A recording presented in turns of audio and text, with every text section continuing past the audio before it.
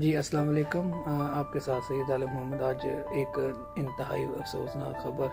جو سنی ہے، پچھلے دنوں میں بھی ہم ان کی پکچریں اور ویڈیو دیکھ رہے تھے، بانو انتقال کر گئی ہیں، تو وہ ایک ہی غم اپنے سر پہ لے کے ہوئے ان کا جو ینگ بیٹا کراچی میں قتل کر دیا گیا تو پاکستان کے فنکار جو پاکستان کو پاکستان کی عزت، پاکستان کا نام کرتے ہیں، ان کے ساتھ یہ ہوگا تو پھر کیسے انڈسٹری، ڈرامہ انڈسٹری چل سکے گی یا دوسری انڈسٹری کیسے چل سکیں گی؟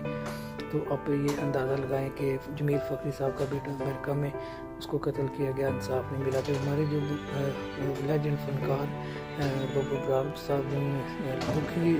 چہروں پر مسکراہٹ لائی، مستانہ صاحب اور کافی ایسے جو فنکار ہیں جن کے ساتھ آخری جو ٹائم کے اوپر کوئی بھی ایسا ساتھ دینے والا نہیں ہے۔ تو ایسا فن بھی سنا ہے پاکستان میں ہے فنکاروں کے لیے، لیکن وہ بھی کہتے ہیں کہ جہاں روچ ہوتی ہے وہاں وہ مل جاتا ہے۔ تو وہی بانو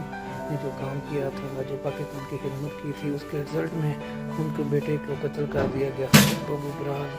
مستانہ اور شوقی خان، طارق خان اور جتنے بھی لوگ یہ تھے، آپ اندازہ لگا لیں کہ گورنمنٹ سے یہی ہے کہ ان کے جو فنڈ ہوتے ہیں ان کو ریلیز کیے جائیں، جو چھوٹے فنکار ہوتے ہیں ان کو اوپر پاکستان کا جو نام روشن کرنے والے ہیں، اگر اسی طرح یہ چلے گئے، ایسے جائیں گے تو پاکستان کے اندر میرا خیال ہے کہ فلم انڈسٹری یا ڈرامہ انڈسٹری لوگوں کو خوش کرنے والے تو میرے خیال ہے بہت زیادہ پیچھے رہ جائیں گے۔ جن کے پاس پیسہ ہے وہ ڈرامہ اور فلم بنا سکتے ہیں۔ سازش یہ ہے کہ اس طرح لوگوں کی جو ان لوگوں کی قدر کریں اور ان کے گھر تک ان کا جو فنڈ ہے